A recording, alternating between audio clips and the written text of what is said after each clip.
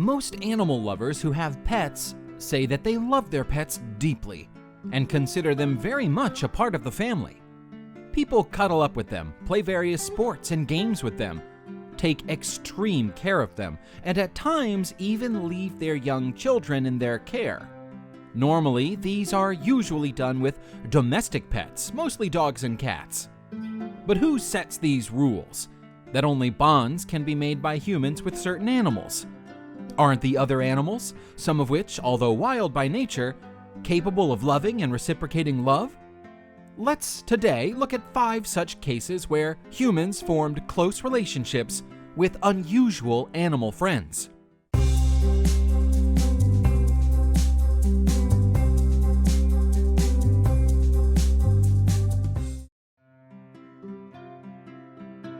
South African toddlers Kayla and Milan have rather unusual furry friends, Waku and Skyla, who happen to be the fastest animals on the planet.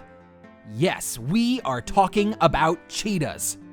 Their parents, Kim and Hein Schumann, were experienced animal trainers who lived and worked in a reserve in South Africa. They took these 2 cheetah cubs home as they were abandoned by their mother. The Schumanns took care of the vulnerable cubs and ensured their survival.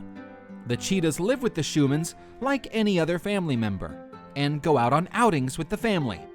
The family walk them on a leash, play ball with them, and enjoy rides with them in their truck. Well, the only thing they can't do is to outrun them. Well, even Usain Bolt will struggle on that front, I guess.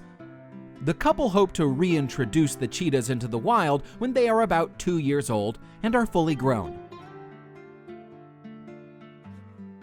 João Pereira de Souza, a 71-year-old retired widower, found a Magellanic penguin from Patagonia washed up on a beach near his home in Brazil in March of 2011. It was covered in oil and fighting for its life. De Souza cleaned the bird, fed it, and nursed it back to health before trying to release it.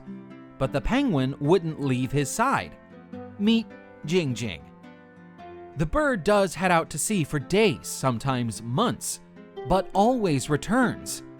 I never saw a critter get so attached. You can let him go wherever you want, but he'll come right back, De Souza said. The duo spends about 8 months out of the year together, strolling on the beach and swimming. Mostly, Jing Jing just follows De Souza wherever he goes, and is now considered the village mascot. English conservationist Damien Aspinall runs the Aspinall Foundation, with the objective of breeding gorillas and returning them to the wild. He runs 2 wildlife parks in Kent, Houtless, and Port Lympne, where 120 gorillas have been born and 51 of them have successfully been returned to the protected areas of the African jungle. In 2014, Damien was filmed reuniting with Quibi, one of the gorillas that he had helped raise. Quibi was born in his English zoo and was eventually released in a jungle preserve in Gabon, where he was now raising his own family. Damien was naturally apprehensive as he was seeing Quibi after a long period of 5 years. But when they met, Quibi recognized him instantly and greets him with caresses, sniffs, nose rubs, and hugs. It was an absolutely unbelievable reunion between 2 long-lost friends. What's more, when Damien was finally leaving, Quibi followed the boat down the river and slept across his camp the whole night, keeping a watch. A potty-trained alligator named Rambo was adopted by Mary Thorne of Florida 11 years ago. They've formed such a strong bond that Rambo now understands her sign language and rides a quad bike with her.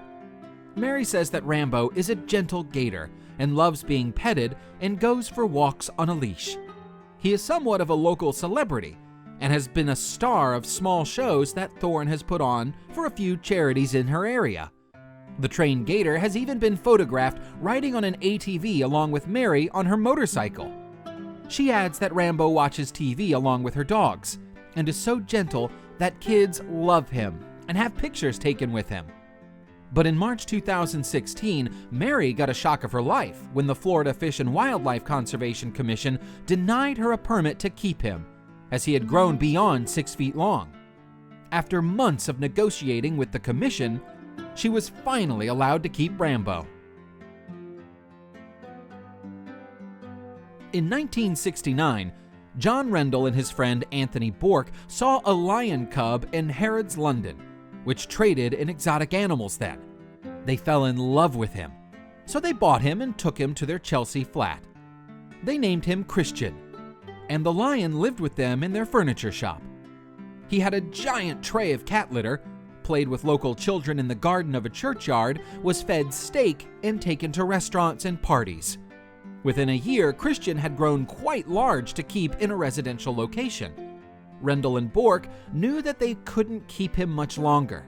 So with the help of conservationist George Adamson, Christian was relocated to Africa, where he was rehabilitated and released in the wild. A few years later, the friends decided to visit Christian.